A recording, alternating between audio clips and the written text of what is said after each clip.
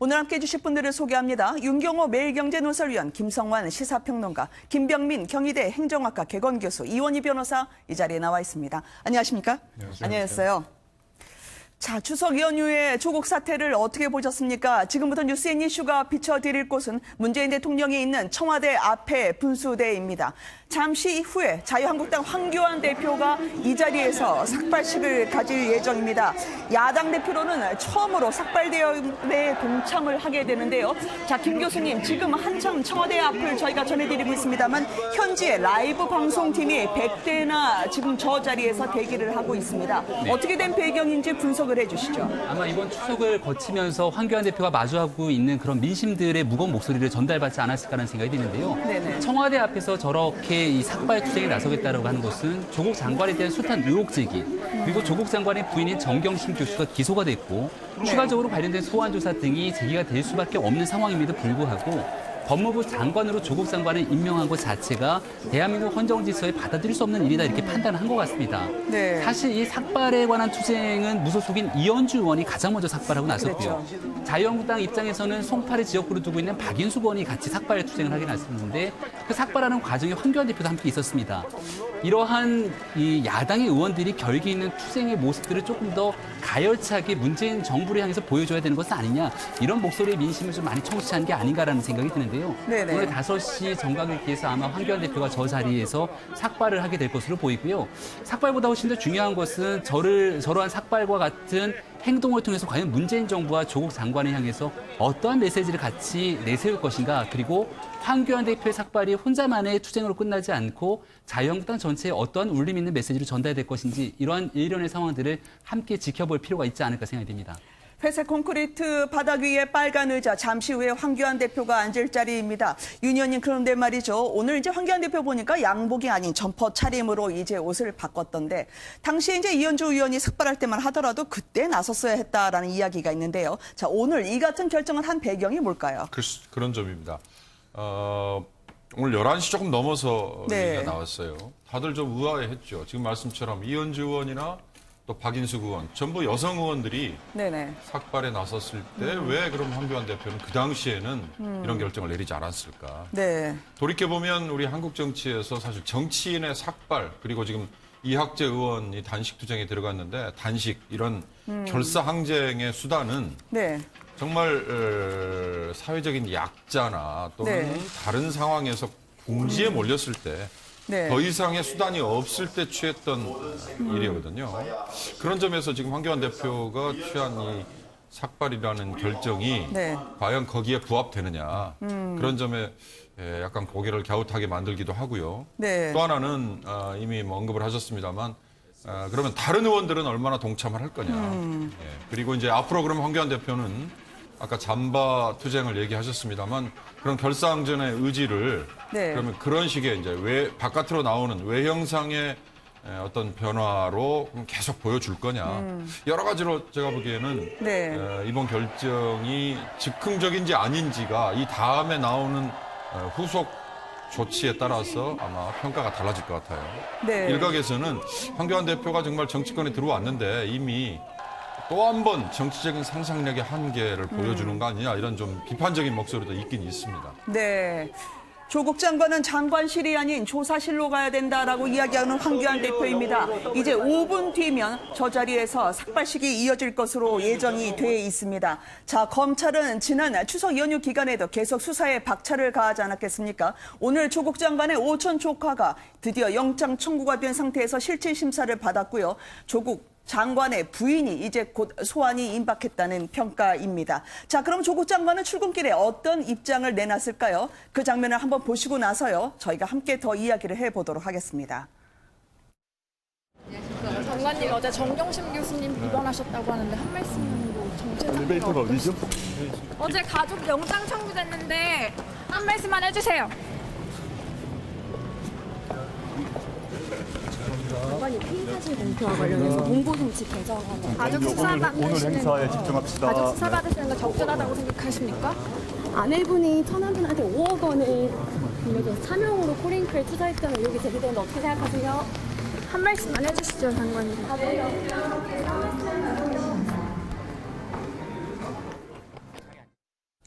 상황은 굉장히 복잡하게 돌아가고 있습니다. 잠시 후에 전해드리겠지만 조국 장관의 법무부가요.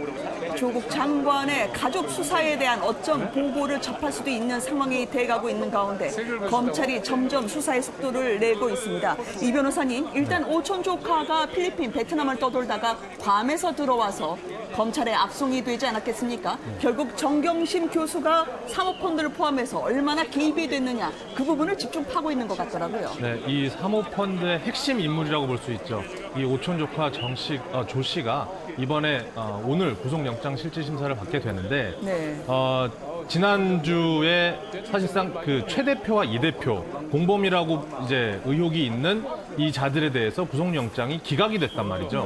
그런데 그 이유가 사실은 이 사람들은 종범이다. 네. 그렇다고 하면 당연히 주범은 누구겠느냐 시선이 쏠릴 수밖에 없고 그 외국에서 계속해서 말 맞추기를 지시하기까지 한 이 오촌 조카 조 씨가 사실상 주범이다라는 평가가 지금 많이 분석되고 있는 상황입니다. 네. 게다가 사실상 도피성 출국으로 그리고 해외 나가서도 관련자들에게 계속 전화로 말 맞추기를 지시했다는 어떤 도주와 증거 인멸의 우려까지 고려를 하면 아마도 오늘 구속영장의 발부가 가능성이 굉장히 높은 상황인데 결국 이 수사가 우리가 이제 가장 궁금해하는 부분은 어디까지 연결될 것이냐입니다.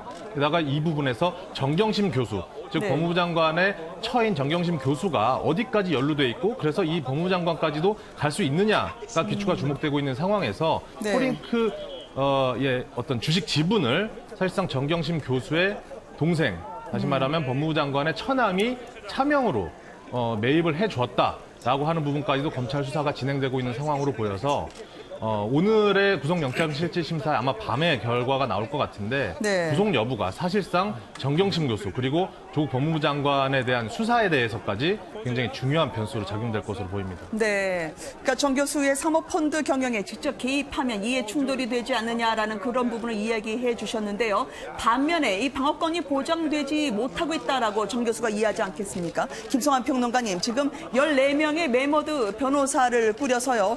지금 겹겹이 둘러싼 상황인데 정경심 교수도 입원을 하셨다면서요. 네, 뭐 그렇게 지금 얘기가 전해지고 있는데요. 뭐 입원한 사유는 지금 공개되지는 않고 있습니다. 그래서 보통 이렇게 검찰 수사를 앞두고 있는 상황에서 과거에 이제 주로 재벌 총수들이 입원하는 경우가 있었잖아요. 네. 휠체어 타고 등장한다거나 이런 모습이 있었는데 또 그런 모습이 나오는 거 아니냐 뭐 이렇게 얘기를 하는데요.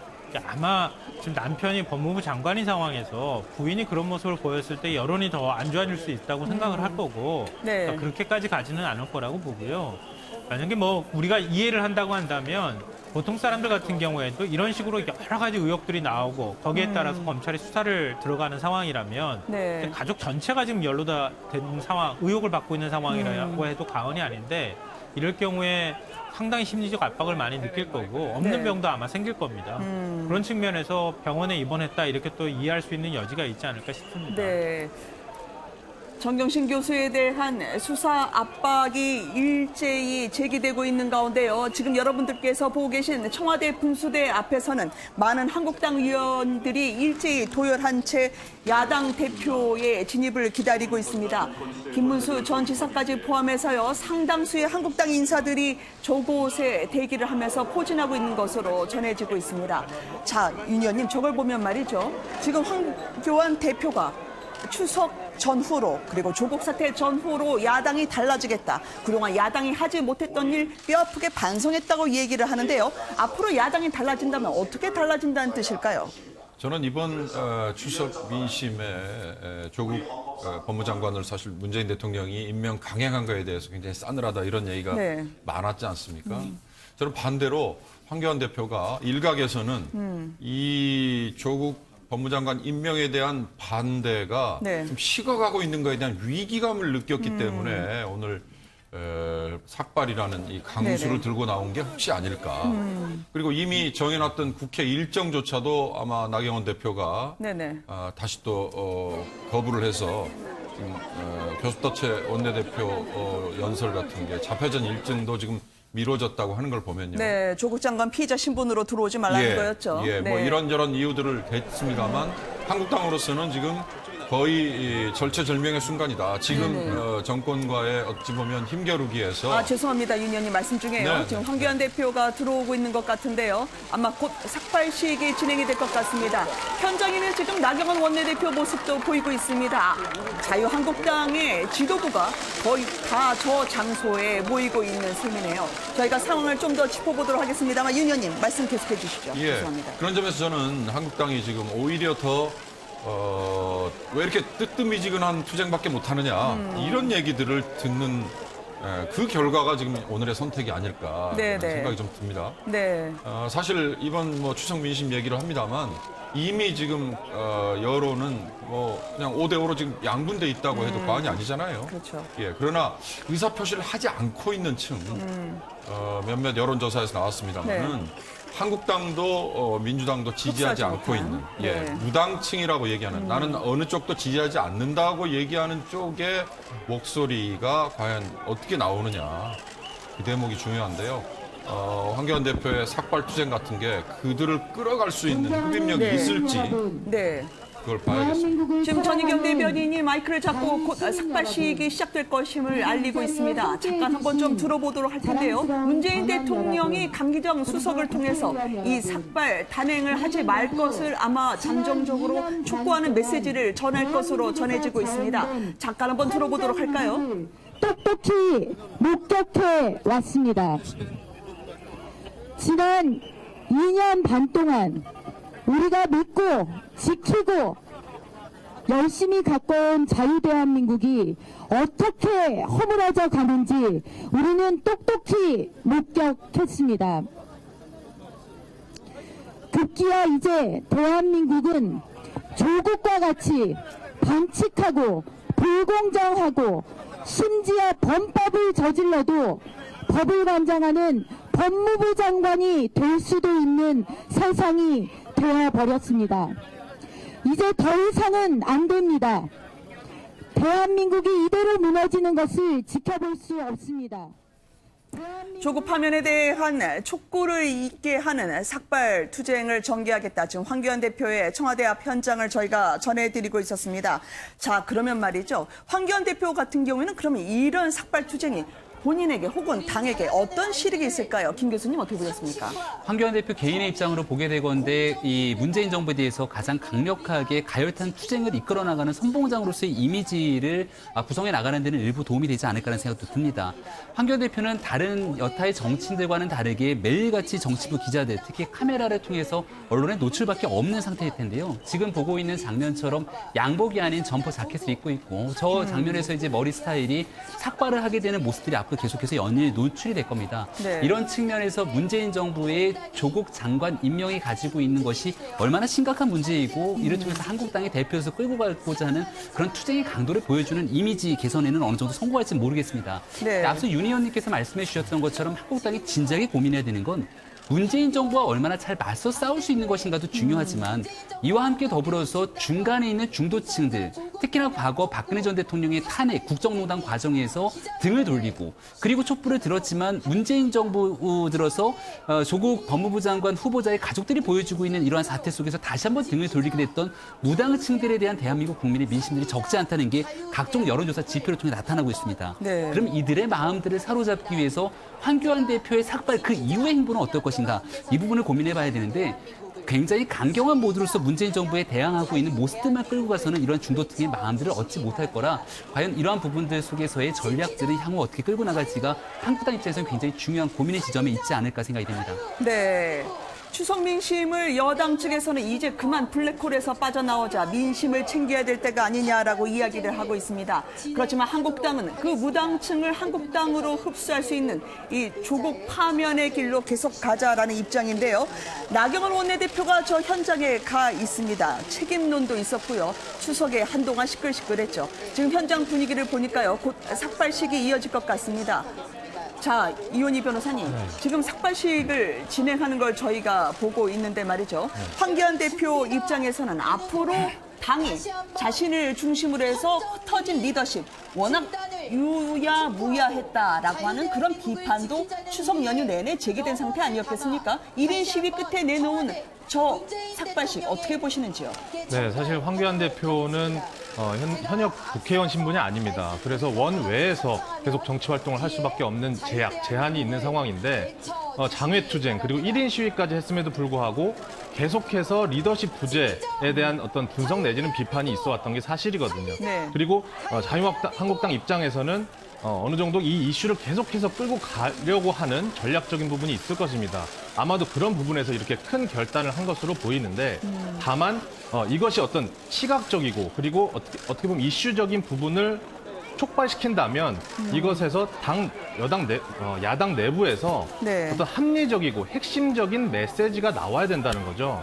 결국 앞선 패널분들께서 다 얘기를 해주셨지만 중도층, 무당층이라고 하는 지금 이제 이 정권에 대해서 또다시 어떤 환멸 내지는 회의감을 느끼고 있는 일부 국민들 어떤 세력에 대해서 네. 얼마만큼 설득력이 있게끔 흡수할 수 있겠느냐. 그런데 그것에 과연 이런 삭발, 쉽게 네. 말하면 어떤 이벤트성의 움직임이 얼마만큼 이렇게 다가갈 수 있겠느냐. 그래서 이것이 시작점이 될 수는 있지만 끝이 될 수는 없을 것이다. 반드시 한국당으로서도 이 부분을 계속해서 이어나갈 수 있는 논리를 개발하고 그리고 보수 야당에 대해서는 계속 이런 비판이 있어 왔거든요. 결국 왜 이런 부분을 여태까지 몰랐느냐. 조국 법무부 장관에 대해서 왜 이제서야 이렇게 하느냐. 네. 결국은 계속해서 정치적으로도 대비를 해야 된다. 논리적으로 대비를 해야 된다라고 네. 생각합니다.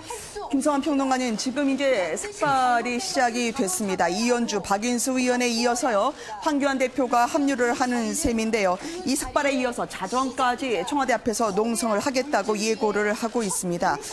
이 부분에 대해서는 이제 찬반이 있습니다. 시각적인 충격, 그리고 투쟁의 가장 강력한 수단인과 동시에 박지원 의원 같은 경우에는 좀 안 하셨으면 좋겠다라고 얘기를 하던데요. 김성환 평론가님은 어떻게 생각하시는지요? 네, 뭐 투쟁 방식을 선택할 때 여러 가지 방식들을 선택할 수 있을 겁니다. 근데 그 투쟁 방식은 그 투쟁의 효과들이 나타날 수 있는 방식이 되어야 하는데 그러기 위해서는 그 방식의 목적이 분명해야 하고요. 그 다음에 그 정도의 타이밍을 잘 맞춰야 되는 측면이 있는데요. 방식의 목적이라고 하는 측면에서 보자면, 그러니까 국민들이 왜 저렇게까지 삭발을 하게 됐는가에 네. 대해서 충분히 공감을 해야 된다는 뜻이거든요. 근데 제가 볼 때는 공감이 상대적으로 좀 덜 되는 상황이 아닐까 싶어요. 왜냐하면 지금 이렇게 삭발의 목적이라고 하는 게 네. 누구를 위한 것이냐. 자유한국당이 그동안에 사실상 올해 1년 내내 국회 보이콧하고 장애투쟁하지 않았습니까? 네. 그러니까 그렇게 하다가 왜 지금 이 시점에서 대표가 삭발까지 해야 되는가. 이렇게 보자면은 어떻게 보면은 그동안에 투쟁을 잘못해왔다고 인정하는 것이나 다름이 없는 거거든요. 투쟁을 잘못해왔다고 얘기를 한다면 자기 다짐의 반성의 의미로서의 삭발이 되어야 되는 거예요. 그럼 그거는 청와대 앞에서 해야 되는 게 아니라 네. 당사에서 해야 되거나 국회에서 해야 되는 게 맞는 거죠. 네. 그런데 청와대를 향해서 삭발을 한다는 얘기는 그동안에 투쟁을 안 해온 상황에서 뭔가 결기 있게 이번에 투쟁한다는 의미를 포함하고 있는 것인데 그런 의미에서도 뭔가 어색하다 이런 네. 생각이 들고요. 그다음에 타이밍으로 보면 이미 조국 법무부 장관 가족과 관련되어 있는 의혹은 검찰의 시간으로 간 겁니다. 검찰의 시간으로 가기 전에 정치의 시간일 때 그때 삭발을 했어야지 오히려 효과가 극대화될 수 있었는데 검찰로 이미 시간 다 넘어가고 난 다음에 자유한국당이 삭발을 하는 게 과연 얼마만큼 효과가 있느냐. 네. 그런 면에 있어서도 좀 공감이 떨어지는 측면이 있지 않을까 싶습니다. 네. 황교안 대표의 경우에는 지금 조국 장관이 이 최근의 수사 상황, 즉 언론에 공개하는 것이나요, 법무부에 장관이 사인하면 바로 시행할 수 있는 준칙을 바꾸는 이유가 무엇이냐, 이것은 수사 방해라고 규정을 한 바가 있습니다. 본의 아니게 조국 장관이 자신 가족의 수사를 보고받지 않겠다고 했지만 이렇게 준칙을 내일 모레부터 당정협의 통해서 바꾸면요, 감찰을 하면서 보고를 받지 않더라도 부인 수사가 어떻게 되는지 알 수 있게 됐다면서요. 그렇습니다. 훈령인데요. 법무부 훈령인데 수사공보 준칙입니다. 이제 이걸 아예 명칭을 바꿔서 형사사건 공개 금지 등에 관한 규정한 이렇게 훈령인데 이제 이건 장관의 결재만으로 시행을 할 수 있어요. 네. 지금 예정대로라면 18일에 당정협의를 하고 바로 시행에 들어가겠다는데 그렇게 될 경우 첫 적용이 조국 장관 본인의 가족에 대한 수사 네. 검사가 만약에 또는 수사관이 네. 관련 정보를 유출했다는 의혹을 받을 경우에 바로 감찰을 지시할 수 있다. 그러면 직접적인 개입을 할 수 있다. 그러니까 기본적으로 우리 헌법에 무죄 추정의 원칙 그리고 형법에 있는 피의사실 공표죄 이런 것들하고 다 연결해서 피해자의 인권을 보호하고 반면에 또 국민의 알 권리도 있긴 하지만 네. 기본적으로 이건 도입해야 되는 원칙인 건 맞아요. 네. 어찌 보면 구속 수사라는 게 검찰이 마치 전가의 보도처럼 쓰지만 형사 사건에서 구속은 기본적으로 하지 않는 게 더 원칙일 네. 수 있는 거거든요. 마찬가지로 피의사실 공표 역시 가야 될 방향인 건 맞지만 네. 왜 하필 지금이냐 이런 점에서 이건 굉장히 민감하고 네, 네. 정치적인 논란을 쓸데없이 더 많이 키울 수 있기 때문에 시기적으로는 정말 적절하지는 않은 것 같다. 그런 논란이 끊이지 않을 것 같습니다. 네. 그때는 맞고 지금은 틀리다라고 하는 어쩌면 오얏나무 아래서 각근을 고쳐 매지 않는데 그 부분에서 자신이 이 수사에 개입하고자 하는 게 아니냐는 의혹으로 읽어질 수 있다는 건가요? 네, 야당인 자유한국당이나 바른미래당 입장에서는 당연히 조국 법무부 장관이 본인 가족을 둘러싸고 있는 수사가 진행되고 있는 상황 속에서 법무부 장관 취임하는 당시에 수사에 일절 개입하지 않겠다라고 얘기했지만 이미 그러한 말의 신뢰성을 잃어버린 지 오래가 된 게 아닌가라는 생각이 들기도 합니다. 이 조국 법무부 장관 아래 있는 차관이 검찰에 압력을 가한 것이 아니냐라는 얘기가 나올 정도로 이미 윤석열 검찰총장을 배제한 채 새로운 수사팀을 꾸려야 되는 것 아니냐라고 메시지를 전달했다 해서 한 차례 논란이 된 바가 있는데요. 지금 조국 법무부 장관의 부인 정경심 교수는 이미 기소가 되어 있는 핵심 사건의 피의자이기도 하고 앞으로 소환 조사, 더 나아가서 지금 증거인멸에 관련된 혐의까지 받고 있는 터라 여기에 대해서 실질적인 구속영장 청구까지 이어지는 것은 아닌가에 대한 관측이 굉장히 많은 상태로 이어지고 있는 상황입니다. 근데 네. 여기에 이 준칙을 개정하면서 피의사실 공표에 관한 금지를 지금 조국 법무부 장관 시절에 개정을 하겠다고 하니 여기에 대해서 야권 그리고 국민들 입장에서는 현 장관에 대한 이러한 내용들에 대해서 고지고대로의 시각으로 받아들이기 꽤나 어려운 상황이 아닐까 생각이 듭니다. 투쟁의 불씨를 계속 이어가겠다는 입장인 것 같은데요. 김성환 평론가님, 혹시 저 삭발 행렬에 나경원 원내대표도 합류를 할까요? 워낙 이런저런 제안을 많이 받았던 것으로 전해지고 있습니다만. 근데 뭐 지금 뭐 황교안 대표하고 나경원 원내대표는 역할을 좀 구분을 했다고 얘기하잖아요. 아, 네. 그러니까 원내 투쟁과 원외 투쟁. 그러니까 황교안 대표는 원외 투쟁을 하는 입장이기 때문에 시각적으로 보이는 것, 또 그 나름의 결기를 보여주는 게 중요할 수 있겠지만 네. 나경원 원내대표는 원내 투쟁을 하는 거 아닙니까? 네. 그러니까 원내 차원에서 하는 것이기 때문에 굳이 삭발까지 선택할 필요까지는 없지 않겠느냐, 뭐 이런 분석이 가능할 것 같고요. 저는 이제 수사 공보 준칙 바꾸는 문제에 대해서는 이 질문에 야권이 답해야 된다고 생각합니다. 네. 야당이 수사받을 때는 그러면 바꿔도 되는 겁니까? 야당이 수사받을 때는 피의사실 공표 이 준칙, 그러니까 법무부 훈령을 바꿔도 그때는 동의할 수 있는 겁니까? 네. 그 부분에 대해서 야권이 먼저 답해줘야 한다. 그래야 지금 조국 장관 관련되어 있는 수사에 있어서 정치 개입을 하고 있다거나 아니면 검찰 수사를 독립성을 해친다거나 이런 논리가 성립될 수 있다고 봅니다. 네. 근데 정치권 수사는 그동안에 계속돼 왔어요.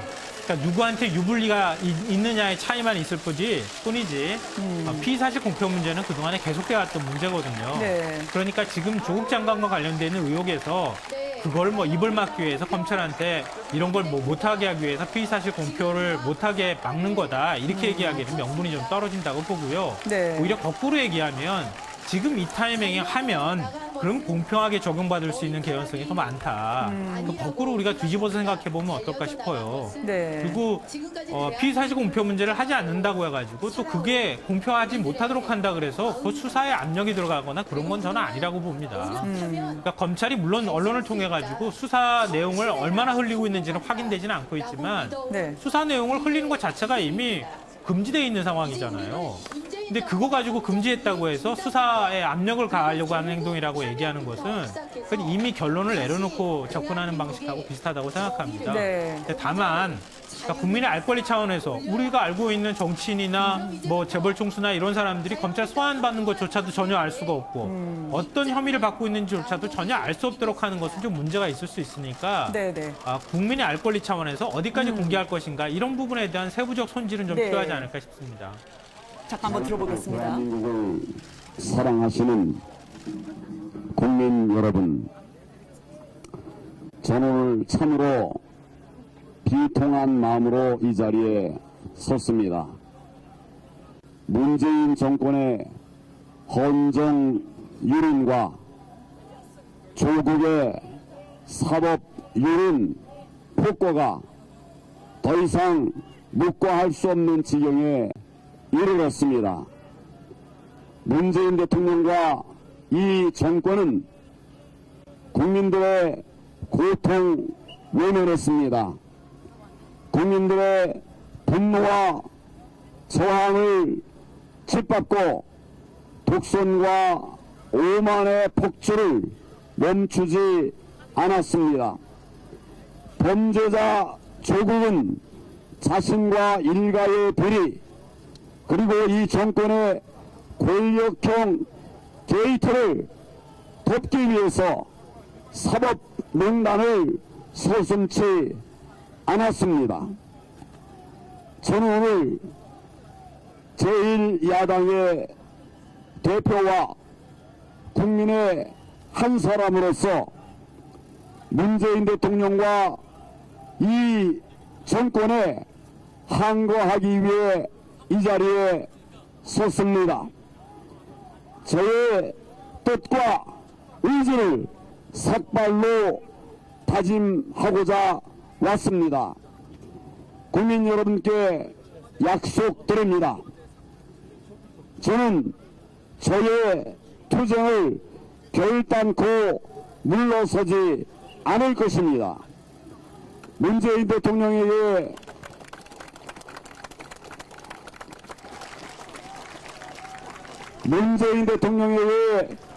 경고합니다.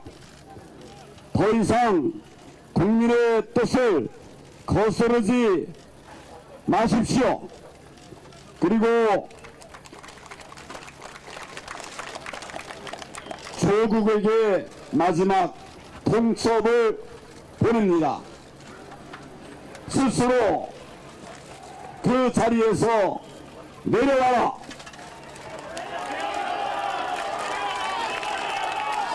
내려와서 검찰의 수사를 받으라. 국민 여러분께 간곡히 호소드립니다. 문재인 정권의 폭정을 막아내려면 국민 여러분들께서 함께 싸워 주셔야 합니다. 지금은 싸우는 길이 이기는 길입니다.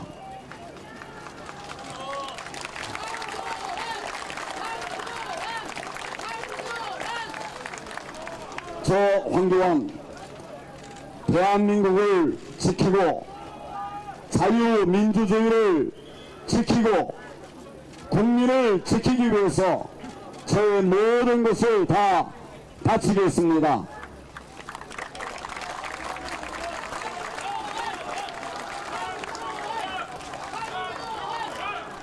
이 싸움에서 이겨내고 문재인 정권의 폭정을 막아내기 위해서는 국민 여러분들께서 함께해 주셔야 합니다. 제가 모든 것을 걸고 앞장서서 이겨내겠습니다. 우리 국민 여러분 함께해 주십시오. 감사합니다.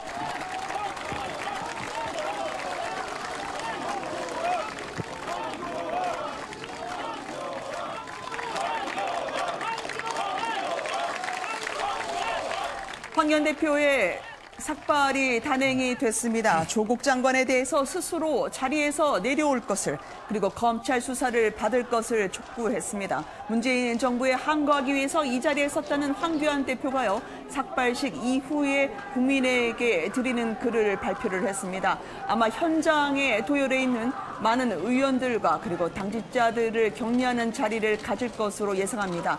아마 이 농성이 계속될 것으로 보이는데요. 이것을 바라보고 있는 조국 장관은 어떤 생각을 하고 있을지요. 자정까지 이어질 수 있는 이 농성 장면은 또 저희가 상황이 들어오는 대로 전해드리도록 하겠습니다. 수사가요. 지금 오촌 조카가 영장 실질 심사를 받고 있습니다. 조국 장관이 혹시 수사팀에 대해서 인사권을 행사하지 않을까라는 우려가 있었는데요. 오늘 출근길에 이렇게 답을 했습니다. 함께 보시도록 하시죠. 다시 한번 말씀드리지만 저는 법무부 장관으로서 제 친인척에 대한 수사를 지휘를 하거나 보고를 받지 않고 있습니다. 앞으로도 마찬가지입니다.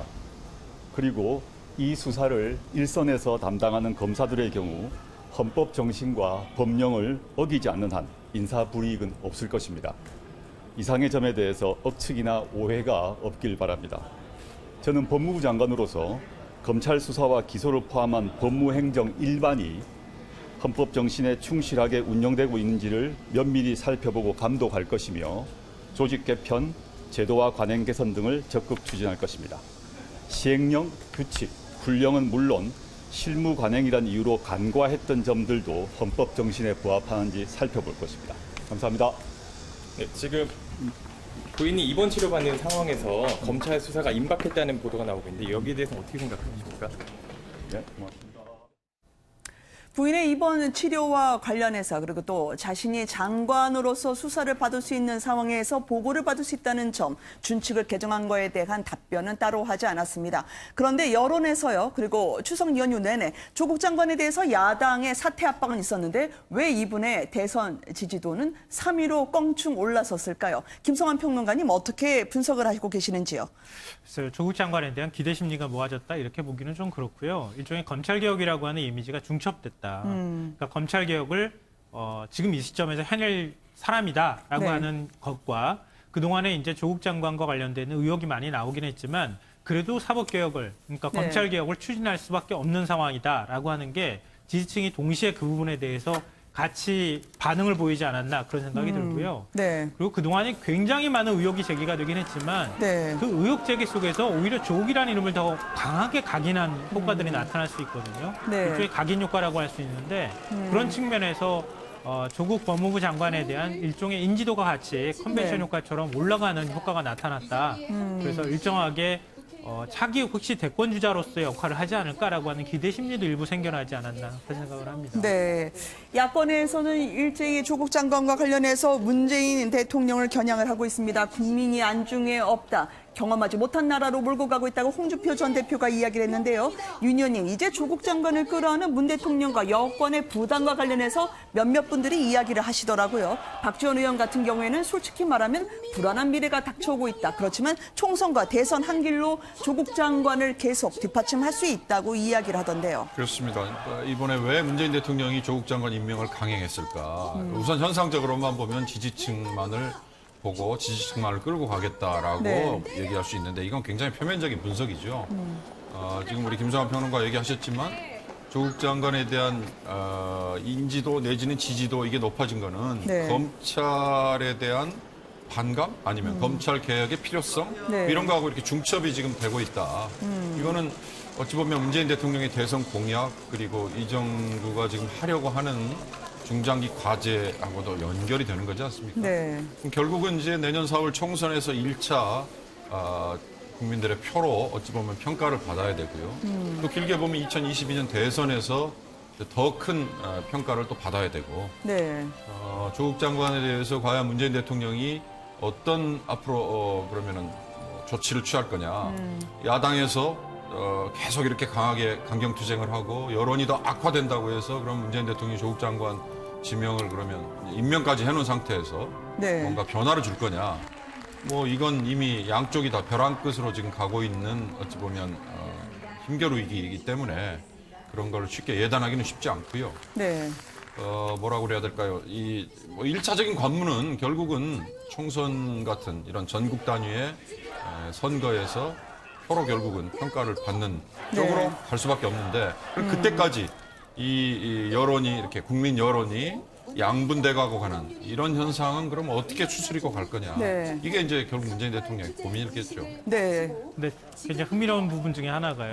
이제 자꾸 조국 법무부 장관에만 우리가 초점을 맞춰서 그런데 황교안 대표는 여기에 우리가 질문을 던지면 좀 다른 색다른 해석이 가능할 것 같아요. 그러니까 조국 법무부 장관은 지금 의혹 제기만으로 보자면 굉장히 상처를 많이 받았거든요. 네. 근데 국민들 일부에서는 일종의 어벤져스로 인식하는 측면도 있지 않을까 싶어요. 그리고 어벤져스는 굉장히 뭐 생긴 것도 이상하고 괴물 같고 흉측하고 이런 사람들이지만 결과적으로 선을 위해서 움직인단 말이에요. 네. 그런 사람들한테 박수가 쏟아지는 현상이 나타난다는 거죠. 그 사람이 무엇을 하는가, 그 행동에 대해서 사람들은 바라보고 있다는 거죠. 조국 장관 한 사람이 아니라. 네. 근데 그동안에 야권 투쟁을 계속 주도해왔던 황교안 대표 지지율은 왜 그럼 가만히 있느냐. 황교안 대표는 왜 움직이지 않고 있는가.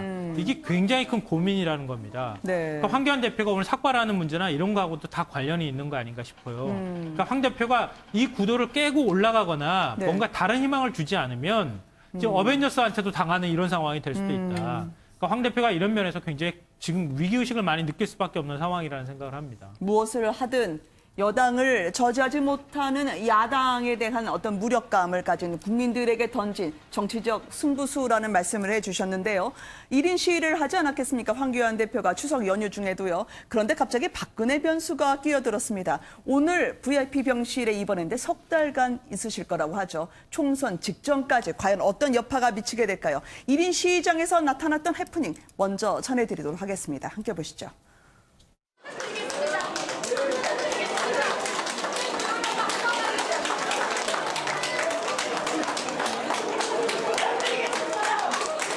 정말로 외쳐주십시오. 하나의 구원하고 외쳐주십시오. 정식들 정리해달라고 외쳐주십시오. 제가 정말 부탁드리겠습니다. 대표님,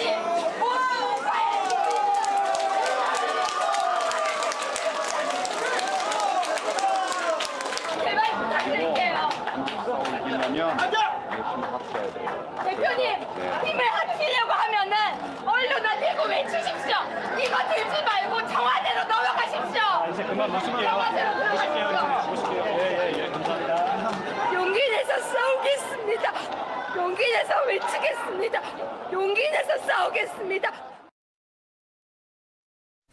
한때는 제1야당의 최고위원 하셨던 분이 박근혜 전 대통령에 대한 석방을 무릎 꿇고 호소를 했습니다. 보란 듯이 오늘 카메라에 포착이 된 박근혜 전 대통령을 보고 계십니다. 드디어 세상 밖으로 나왔죠. 휴대폰으로 촬영한 영상을 저희가 전해드리고 있습니다. 그런데 이게 상당히 미묘한 파장이 있을 것 같습니다. 보수 통합의 전기가 될지, 보수 분열의 중심이 될지요. 자, 이원희 변호사님, 일단 VIP 병실에 21층으로 가셨다고요? 네. 의료진의 얘기에 따르면 약 2달, 길게는 3달까지도 병원에 있을 수 있다라는 것인데 그 이유는 어깨가 50견 질환으로 인해서 수술이 불가피한 상황이다. 그래서 서울구치소가 수술을 위해서 외부 병원에 이렇게 이송을 결정을 내린 것입니다. 이 부분에 대해서 법무부도 이 부분을 같이 결정을 내린 것이고 그 전에 올해 4월에도 형 집행 정지 신청은 있었습니다. 네. 그때는 허리가 좋지 않다는 이유였고 그런데 그 부분에 대해서 검찰의 심의위원회가 형의 집행을 정지할 만큼 중하지 않다라고 결정을 내린 바 있고 최근 5일, 9월 5일에도 어깨로 인한 형 집행 정지를 신청했지만 그 역시도 불허가 됐습니다. 네. 이렇게 형 집행 자체는 불허가 되고 있지만 몸 상태가 좋지 않아서 수술이 불가피한 경우에는 구치소장의 결정으로 이렇게 외부 병원에 호송을 해서 수술을 받게 하는 절차는 가능합니다. 그래서 사실 지난 대법원 판결로 인해서 많이 확정이 되었더라면 사면에 대한 얘기들이 많이 나왔을 텐데 다시 파기환송이 되면서 항소심으로 내려가서 박 전 대통령의 사건이 확정될 때까지는 많은 시간이 남아있게 된 상황이란 말이죠. 네. 그런 상황에서 뭐 관계자 말에 의하면 본인이 말을 하지 않아서 사실은 굉장히 어깨 상태가 좋지 않았는데 이제서야 발견이 됐다라고 하고 있고 사면의 가능성도 현재로서는 요원해진 상황에서 이렇게 불가피하게 수술을 위해서 병원에 입원을 하고 수술을 받게 된 상황이 아닌가 생각이 됩니다. 네.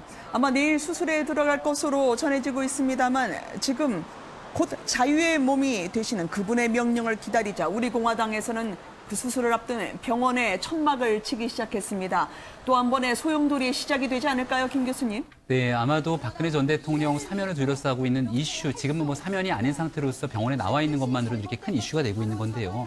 아마 11월 말에서 12월 초가 될 것으로 보이게 되는 연동형 비례대표제를 골자로 한 선거제도 개편안이 국회 본회의 문턱을 통과하는지 여부에 따라서 이러한 이슈에 불이 붙을지 않을지가 아마 결정이 나게 될 겁니다. 네. 현재 그런 것들을 바라보고 우리 공화당 입장에서는 정당을 상당했고 또 홍문종 의원 같은 경우는 자유한국당에 나와서 우리 공화당이 몸을 싣지 않았습니까? 만약 여기에 박근혜 전 대통령이 보수 통합에 관한 메시지를 실지 않고 우리 공화당을 중심으로 과거에 있었던 탄핵에 관한 국면들이라든지 이런 메시지를 전달하는 순간 대한민국 보수 정치의 안 좋은 이 경랑 속으로 빠져들 가능성이 매우 높은데요. 네. 김병준 전 비대위원장이나 여러 보수의 원로들이 얘기하고 있는 것처럼 지나간 과거 속에서 서로에 대한 이야기를 탓을 하는 순간 사실은 보수 정치가 한 걸음 더 앞으로 나아갈 수 없다는 건 모두가 자명하게 알고 있는 사실일 겁니다. 조금 전에 황교안 대표가 스스로 삭발을 통해서 앞으로 절대 절대로 뒤로 물러서지 않는 가열차 투쟁을 하겠다는 것도 네. 문재인 정부가 국민들의 목소리를 외면하고 가겠다는 것에 대한 마지막 버팀목이 되겠다는 것이거든요. 이러한 측면에서 박근혜 전 대통령이 보수의 통합과 앞으로 대한민국의 미래에 대해서 과연 어떠한 메시지를 낼지 아마 박 전 대통령의 목소리와 입에 많은 사람들이 주목을 하지 않을까 생각이 듭니다.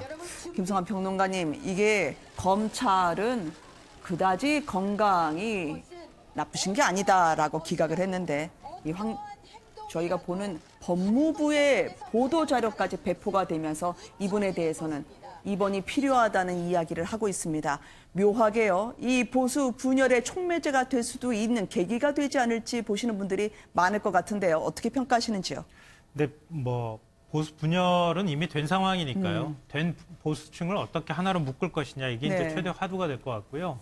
저는 황교안 대표 입장에서도 굉장히 좀 답답할 것 같아요.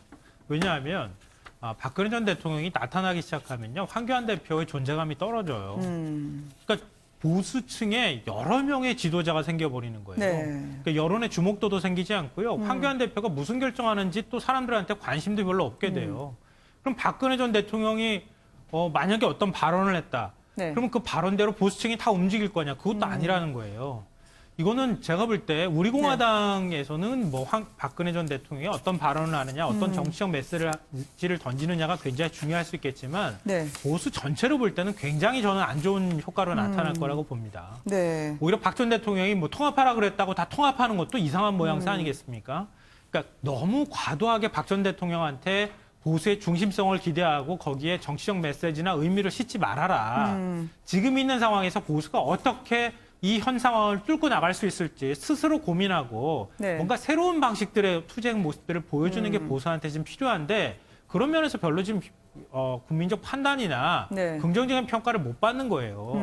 그러니까 자꾸 흘러간 물을 갖고 와가지고 자꾸 보수를 움직일 생각하지 말고 보수가 뭔가 새로운 방식으로 국민들한테 희망을 줘야 한다는 네. 그 메시지를 주는 방식으로 자꾸 가줘야 된다라고 네. 생각합니다. 박근혜 전 대통령은 구치소에 있을 때와 마찬가지로의 조치를 받을 거라고 합니다. 그렇지만 VIP 병실이라고 하죠. 윤 의원님, 지금 900일째 구속된 지 900일 이후에 세상 밖으로 나온 박근혜 전 대통령을 보고 있습니다만 과연 병실 정치라는 걸 하면서 다시 한번 영향력을 행사하려고 할까요? 글쎄요, 사실상 형집행 정지나 마찬가지의 효과인지 저는 뭐 법적으로 따져봐야 될 것 같습니다. 이명박 전 대통령도 건강 때문에 나와서 지금 집에서 있고요. 그러나 접견 제한이 있고 외부와의 외출 제한이 있고 그러지 않습니까? 보수 중심이 될 수 있다. 박근혜 전 대통령이 이렇게 얘기를 하시는데 저는 보수층에서 정말 그렇게 받아들일까? 그거는 정말로 진정한 보수의 재건을 원하는 분들이 박근혜 전 대통령이 지금 부당하게 감옥에 가 있고 또는 정치적인 탄압을 받았고 네. 흔히 말하는 최순실로 인해서 빚어졌던 국정농단의 책임이 억울한 누명이고 이렇다면 박근혜 전 대통령이 다시 보수의 중심이 될 수 있고 네. 그분의 메시지가 뭔가 역할을 할 수 있겠지만 우리 사회에 아까 뭐 무당층이라고 얘기하는 분들 또는 지금 민주당을 지지하는 분들 심지어 자유한국당을 지지하는 분들 중에도 그 점에 대해서는 명확한 입장이 있을 거예요. 그걸 너무 뭉뚱그려서 네. 박근혜 전 대통령의 존재만으로 그분이 다시 감옥이 아닌 다른 곳에 나오는 것만으로 보수의 중심이 될 수 있다. 이 얘기는 보수를 오히려 모욕하는 얘기가 될 수 있다. 네. 생각합니다. 자, 그러면 짧게 부탁을 드릴까요, 김 교수님? 황교안 대표가 삭발을 하고 또 비슷한 시간대에 박근혜 전 대통령은 병원에 입원을 하면서 마치 이분할되듯 화면을 가득 채우고 있습니다. 어떤 시사점을 저희가 얘기할 수 있을까요? 지금 현재 뭐 얘기가 나오고 있는 것처럼 박근혜 전 대통령이 보수의 뭐 통합의 중심이다 이런 얘기에 대해서 동의하거나 공감하는 분들은 아마 없을 겁니다. 다만 제일 우려가 되는 지점 중에 하나는 박근혜 전 대통령을 둘러싸고 있는 여러 가지 이슈들 그리고 우리 공화당이라고 하는 정당의 존재가 있기 때문에 보수가 최소한 통합하지 못하고 완전히 갈라진 상태로서 서로가 서로를 겨냥하면서 선거를 치르게 된다면 그것이 보수가 생각하고 상상할 수 있는 가장 최악의 시나리오로 갈 수 있다는 지점들이 놓여 있다는 것이고요. 그렇기 네. 때문에 박근혜 전 대통령이 본인에게 제기되고 있는 무수히 많은 내용들, 그리고 박 전 대통령을 향해서 목소리를 외치고 있는 사람들의 목소리에도 불구하고 보수가 한계로 가기 위해서 스스로 내려놓기 위한 여러 가지 메시지들이 필요하다라고 하는 지점에 서 있을 겁니다. 황교안 대표 입장에서도 자유한국당을 혼자서 오롯이 끌고 갈 수 있는 부분에는 한계를 느낄 겁니다. 그렇기 때문에 얼마 전에 바른미래당 손학규 대표를 찾아가기도 하고 민주평화당의 정동영 대표를 찾아가기도 한 것 같은데요. 이제는 총선이 얼마 남지 않는 상황 속에서 본인이 해야 되는 역할들의 가열차 투쟁의 지점에 깃발을 꽂았다라면 그 이후에 해야 되는 보수 통합에 대해서 진정해야 될 길을 찾아가는 것이 문재인 정부의 폭정을 막는 길이 아닐까 이렇게 생각이 됩니다. 알겠습니다. 오늘 정가 소식을 함께해 주신 네 분께 감사드립니다. 고맙습니다.